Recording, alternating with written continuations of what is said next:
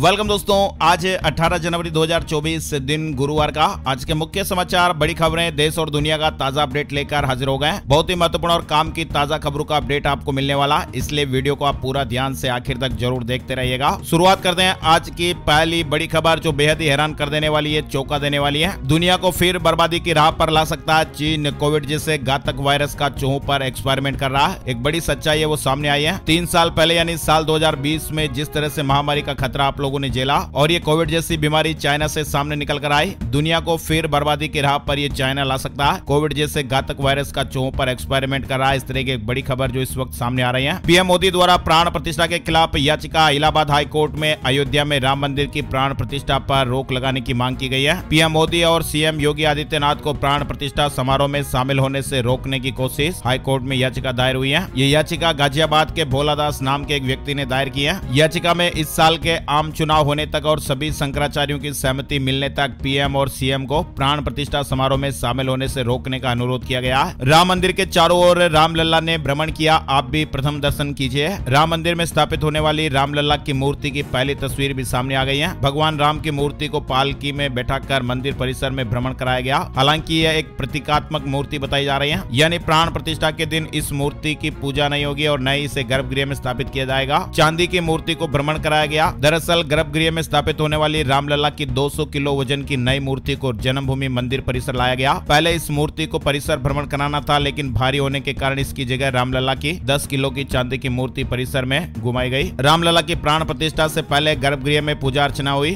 तस्वीरें सामने आई हैं। सोने के 4 फीट ऊंचे सिंहासन पर विराजेंगे रामलला। जमीन से ललाट तक ऊंचाई करीब 11 फीट रहेगी। अयोध्या में गर्भगृह में 22 जनवरी को रामलला की प्राण प्रतिष्ठा होनी है। प्राण प्रतिष्ठा के अनुष्ठान शुरू हो चुके हैं। रामलला की 51 इंच की खड़ी प्रतिमा है और ये कमल आसन पर विराजित है। हाथ में धनुष बाण है। चलिए आगे बढ़ते हैं। बड़ी खबर, 6 जिलों से अयोध्या धाम के लिए शुरू होगी हेलीकॉप्टर सेवा। योगी सरकार ने किराया भी तय कर दिया। सरकार उत्तर प्रदेश के 6 जिलों से हेलीकॉप्टर सेवा उपलब्ध कराने जा रही है। दक्षिण भारत का एक बार फिर दौरा करेंगे पीएम मोदी। अयोध्या में प्राण प्रतिष्ठा के पहले रामेश्वरम में पूजा अर्चना करेंगे। इस महीने में पीएम मोदी का दक्षिण भारत का यह तीसरा दौरा होगा। चलिए आगे बढ़ते हैं दोस्तों। बड़ी खबर, पाकिस्तान में ईरान की एयर स्ट्राइक। बलूचिस्तान में आतंकी संगठन पर मिसाइल और ड्रोन से हमला हुआ। पाकिस्तान ने कहा कि 2 बच्चों की जानें चली गई, इसके गंभीर नतीजे होंगे। एयर स्ट्राइक से बौखला है पाकिस्तान ने ईरान से राजदूत को भी बुला लिया। अब चीन का भी बयान आया है। एयर स्ट्राइक से पाकिस्तान भड़का हुआ, ईरान ने यह एयर स्ट्राइक की है। इस घटनाक्रम में अब चीन की भी एंट्री हो गई है। चीन ने दोनों देशों से संयम बरतने को कहा। ईरान के हमले के हो सकते हैं गंभीर परिणाम, एयर स्ट्राइक पर भड़का पाकिस्तान, अधिकारी को तलब किया है। साथ ही आपको बता दें,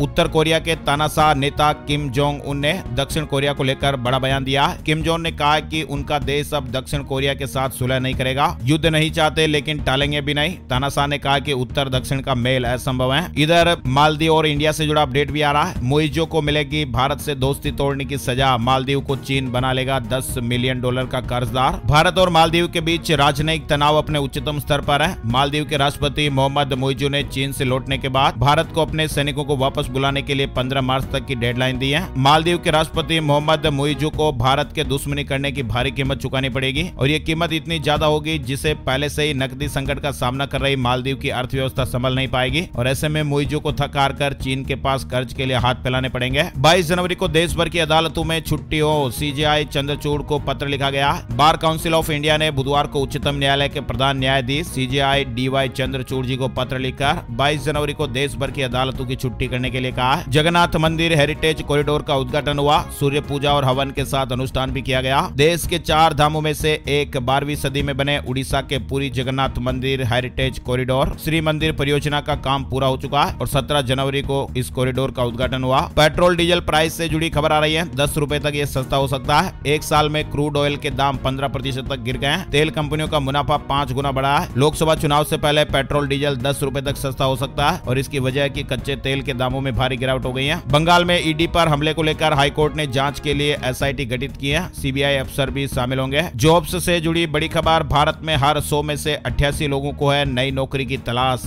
चौंकाने वाले खुलासे सामने आए हैं। आज के समय एक और जहां नौकरी मिलना बहुत ही मुश्किल है, वहीं एक रिपोर्ट में खुलासा हुआ कि कई लोग अपनी नौकरी छोड़ना चाहते हैं। रिपोर्ट के मुताबिक भारत में तकरीबन 88% नौकरी पेशा लोग साल 2024 में नई नौकरी की तलाश में है। लिंक्डइन ने यह सर्वे किया है। बजाज पल्सर का नया अवतार जल्दी लॉन्च होने वाला है। टीवीएस अपाचे से मुकाबला टीजर जारी हो गया। नई पल्सर को बजाज के सोशल मीडिया मीडिया अकाउंट पर टीजर में देखा गया। चलिए आगे बढ़ते हैं। बड़ी खबर ट्रेवलर्स के लिए गुड न्यूज, अब विदेशों में भी हो सकेगा गूगल पे से यूपीआई पेमेंट। डील हो गई है। गूगल इंडिया डिजिटल सर्विसेज और एनपीसीआई इंटरनेशनल पेमेंट लिमिटेड ने एक समझौते पर हस्ताक्षर किए हैं जो भारत के बाहर के देशों में यूपीआई पेमेंट का विस्तार करने में मदद करेगा। अब भारतीय यात्री अन्य देशों में जीपे के नाम से जाने जाने वाले गूगल पे के जरिए पेमेंट कर सकेंगे। 2024-25 में आर्थिक वृद्धि दर 7% रहने का अनुमान है। सरकार के फैसलों से अर्थव्यवस्था को बल मिला। आरबीआई गवर्नर ने यह बड़ी बात कही है। बुधवार को उन्होंने कहा कि भारतीय अर्थव्यवस्था अगले वित्त वर्ष 2024-25 में 7% की दर से बढ़ सकती है। साथ ही महंगाई में नरमी जारी रहने की उम्मीद है। राजस्थान में कोयला संकट के और बिगड़े हालात, अगर एक भी दिन भी रुकी सप्लाई तो गुल हो जाएगी बत्ती। राजस्थान में कोयले का संकट अभी बरकरार है। हालांकि प्रदेश की थर्मल पावर प्लांट्स की 23 में से 21 यूनिटों में अभी विद्युत उत्पादन जारी है, लेकिन इनमें से 10 यूनिटों में हर रोज आ रही कोयले की खेप उसी दिन खप रही है। और हाँ दोस्तों, आपको बता दें ब्राजील में 9000 साल पुराना अरबों डॉलर का खजाना मिला है। 43 मानव कंकाल भी बरामद हुए हैं। पुरातत्वविदों ने ब्राजील में खुदाई के दौरान अरबों डॉलर का खजाना खोज निकाला और ये खजाना 9000 साल पुरानी कलाकृतियों के रूप में है। हिमाचल प्रदेश की राजधानी शिमला में बुधवार को मौसम ने अचानक करवट ली। शिमला से कुछ ही किलोमीटर दूर नारकंडा और हाटू पीक पर बर्फबारी हुई। पहाड़ सफेद सफेद नजर आए। हिमालय के नीचे हो रही है हलचल, टूट रहा है तिब्बत का पठार। शोध में रोचक दावा किया गया। हाल ही के कुछ सालों में हिमालय और उसके आसपास भूकंप ज्यादा आ रहे हैं और बार बार आ रहे हैं। इसी से संबंध एक अध्ययन ने नया दावा किया। इस अध्ययन के मुताबिक हिमालय के नीचे ऐसी गतिविधियां हो रही हैं जिसका नतीजा होगा कि तिब्बत 2 हिस्सों में टूट सकता है। ईपीएफओ ने बड़ा फैसला लिया। अब इस काम के लिए नहीं पड़ेगी आधार कार्ड की जरूरत। आधार कार्ड को लेकर ईपीएफओ यानी कर्मचारी भविष्य निधि संगठन ने यह बड़ा फैसला लिया। ईपीएफओ ने आधार को जन्म तिथि बदलने या अपडेट करने के लिए आधार को मान्य डॉक्यूमेंट की लिस्ट से बाहर कर दिया। सर्कुलर भी जारी हो गया। अब आधार नंबर, आधार कार्ड जो है वो जन्म तिथि का प्रूफ नहीं माना जाएगा। ईपीएफओ ने यह बड़ा फैसला लिया। छत्तीसगढ़ से जुड़ी बड़ी खबर, नौकरी में एज लिमिट में छूट अवधि 5 साल बढ़ी है। साय कैबिनेट का यह बड़ा फैसला। छत्तीसगढ़ में शिक्षित बेरोजगारों और स्थायी निवासियों के लिए सरकार ने सरकारी भर्तियों में आयु सीमा में छूट की अवधि को 5 साल और बढ़ा दिया। झारखंड हाईकोर्ट ने राज्य के विभिन्न विभागों में 10 वर्षों से अधिक समय से संविदा के रूप में कार्य कर रहे कर्मचारियों की सेवा नियमितीकरण पर निर्णय लेने का निर्देश दिया। संविदा पर काम कर रहे लोगों को राज्य कर्मी का दर्जा मिलेगा। कोर्ट ने सरकार को निर्देश दिया। लोकसभा घोषणा पत्र के लिए जनता से सुझाव मांगेगी कांग्रेस। मध्य प्रदेश के पूर्व मंत्री को छत्तीसगढ़ की जिम्मेदारी। रायपुर में समाज प्रमुखों की बैठक लेंगे। कांग्रेस ने लोकसभा चुनाव को लेकर छत्तीसगढ़ में तैयारियां तेज कर दी हैं। छत्तीसगढ़ में पुलिस कर्मियों को फिर मिलेगा वीकली ऑफ। डीजीपी ने आदेश के सख्ती से पालन के निर्देश दिए और कहा कि साप्ताहिक अवकाश जरूरी है। छत्तीसगढ़ राज्य ओपन स्कूल बोर्ड परीक्षा 2024 की डेट शीट यानी टाइम टेबल जारी हो गया। छत्तीसगढ़ राज्य ओपन स्कूल बोर्ड परीक्षा 2024 का टाइम टेबल कार्यक्रम जारी हो गया। चलिए बड़ी खबर, चीन में लगातार दूसरे साल आबादी कम हुई है। 2023 में 90 लाख बच्चे पैदा हुए। बर्थ रेट घटकर 5.7% हुआ है। 2023 में चीन की आबादी लगातार दूसरी बार कम हुई है। 1/4 बच्चे सेकंड क्लास का सिलेबस नहीं पढ़ पाते।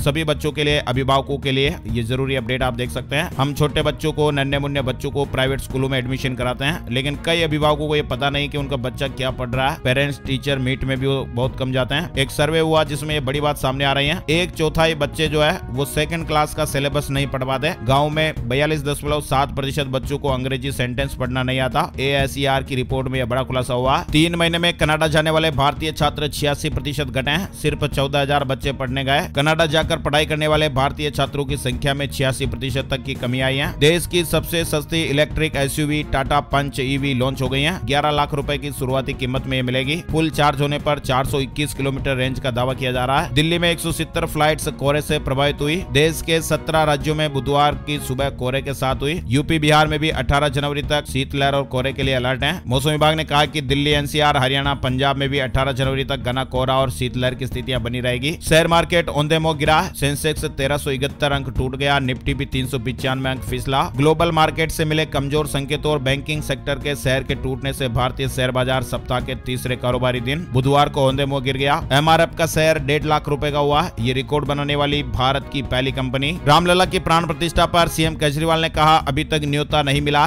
बाद में अयोध्या जाऊंगा। कर्मचारियों से इस्तीफा मांगने का चीनी कंपनी का एक अजीब तरीका है। ऑफिस पहाड़ों पर शिफ्ट किया और यहाँ टॉयलेट ट्रांसपोर्ट सुविधा भी नहीं है। तेलंगाना में 12,400 करोड़ इन्वेस्ट करेगा अडानी ग्रुप का यह इन्वेस्टमेंट राज्य में अलग अलग बिजनेस में होगा। सेंटर फॉर पॉलिसी रिसर्च का FCRA लाइसेंस रद्द हो गया। विदेशी फंडिंग कानूनों के उल्लंघन का आरोप लगा। राजस्थान में एनिमल अटेंडेंट के 5,934 पदों पर वैकेंसी निकली है। आवेदन 19 जनवरी से शुरू होंगे। राजस्थान सरकार के पशुपालन विभाग विभाग में एनिमल अटेंडेंट के पदों पर भर्ती के लिए आवेदन प्रक्रिया फिर से शुरू की जा रही है। राजस्थान में एक बार फिर आरक्षण आंदोलन, धौलपुर भरतपुर के जाटों ने महापड़ाव डाल दिया। पटरियां उखाड़ने, ट्रेनें रोकने और हाईवे जाम करने की चेतावनी दी गई है। सरकार को 22 जनवरी तक का अल्टीमेटम दिया गया। अगर मांगे पूरी नहीं हुई तो पटरियां उखाड़ने, ट्रेनें रोकने और हाईवे जाम करने की चेतावनी दी है। 22 जनवरी तक गांधीवादी तरीके से आंदोलन करेंगे। राजस्थान में एएनएम, जीएनएम और कृषि पर्यवेक्षक भर्ती परीक्षा की तारीख घोषित हो गई है। और हाँ, राजस्थान से जुड़ी है और सबसे बड़ी खबर, मुख्यमंत्री भजनलाल शर्मा के आदेश के बाद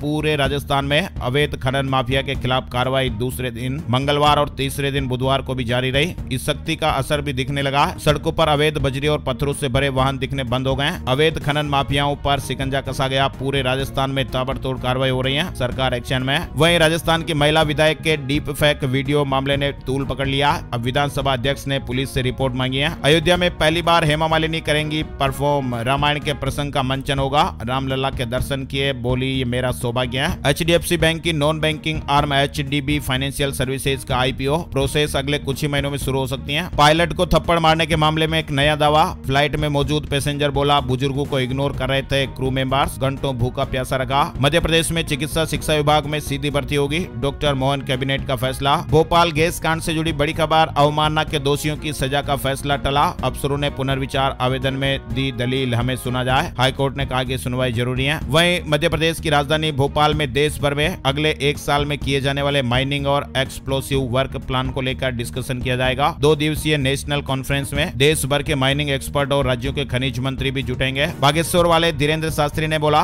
भारत में फिर राम राज्य आया, हिंदू को एक होना होगा तभी हिंदू राष्ट्र बनेगा। 2 लाख लोग राम कथा सुनने पहुंचे। बागेश्वर धाम सरकार पंडित धीरेन्द्र कृष्ण शास्त्री राम कथा सुनाने गोरखपुर पहुंचे। महादेव सट्टा ऐप मामले से जुड़ी खबर, अमित और नितिन की रिमांड बढ़ गई है। 5 दिन और ईडी की हिरासत में रहेंगे। यूपी पुलिस के 60,000 कांस्टेबल भर्ती में बड़ी राहत। फीस पेमेंट, डॉक्यूमेंट अपलोड और करेक्शन की डेट बढ़ गई है। 24 से 26 जनवरी तक नोएडा में बनेगा यूपी दिवस। उत्तर प्रदेश की समृद्ध सांस्कृतिक विरासत होगी थीम। गाजियाबाद में बच्चों की छुट्टियां बढ़ गई हैं। शीतलहर में 18 जनवरी को भी बंद रहेंगे 8वीं तक के स्कूल। जम्मू शिमला से भी ज्यादा ठंडा पटना। फ्लाइट और ट्रेन पर भी असर देखने को मिला। बिहार में बारिश, कोल्ड डे और घने कोहरे का अलर्ट। 20 जनवरी तक सर्दी से राहत नहीं। हरियाणा में 7 देशों में नौकरी की भर्ती शुरू। इजराइल की 13 मेंबर की टीम भारत पहुंची है। 1,37,000 रुपए सैलरी मिलेगी। यूके और जापान में भी वैकेंसी है। हरियाणा में 16 से 20 जनवरी तक भर्ती अभियान शुरू हो गया। हरियाणा में 7 दिन कड़ाके की ठंड का अलर्ट भी है। 4 जिलों में कोहरा और शीतलहर चलेगी। 10 में खराब हालात, बेहद सर्द रहे 22 दिन। हिमाचल के सरकारी होटलों में 40% तक डिस्काउंट। टूरिस्टों के लिए 5,000 का रूम 3,000 में। कोलकाता पुस्तक मेले का आगाज आज से होने जा रहा है। ममता बनर्जी बुक फेयर का उद्घाटन करेंगी। छत पर गमले में उगाइए फल, फूल और सब्जी, बिहार सरकार देगी पैसा। पटना में पटना सदर, फुलवारी शरीफ, दानापुर और खगोल के लोगों को भी इस योजना का लाभ मिलेगा। इन शहरों के लोग ऑनलाइन आवेदन करके पौधे सहित 30 गमले प्राप्त कर सकेंगे। पौधे सहित 30 गमलों पर कुल 10,000 रुपए की राशि खर्च होगी, जिसमें लाभुक को 2,500 रुपए देना है। 7,500 रुपए सरकार अनुदान देगी। वहीं बिहार से जुड़ी खबर है, सार्वजनिक स्थानों पर वाईफाई की सुविधा मिलेगी। नगर निगम के सशक्त स्थायी समिति की बैठक में फैसले लिए जाएंगे। पटना नगर निगम से जुड़ा अपडेट है। इसके अलावा बिहार से जुड़ी खबर है, मुख्यमंत्री अत्यंत पिछड़ा वर्ग सिविल सेवा प्रोत्साहन योजना के तहत अब बैंकिंग, रेलवे बोर्ड और रक्षा सेवा की परीक्षा की प्रारंभिक परीक्षा पास करने पर आगे की तैयारी के लिए भी प्रोत्साहन राशि दी जाएगी। उत्तराखंड से जुड़ी खबर है, रोडवेज के 5,000 कर्मचारियों को वर्दी मिलेगी। परिवहन निगम ने आदेश जारी कर दिया है, 1,650 रुपए मिलेंगे। वहीं बिहार से जुड़ा एक और अपडेट आया,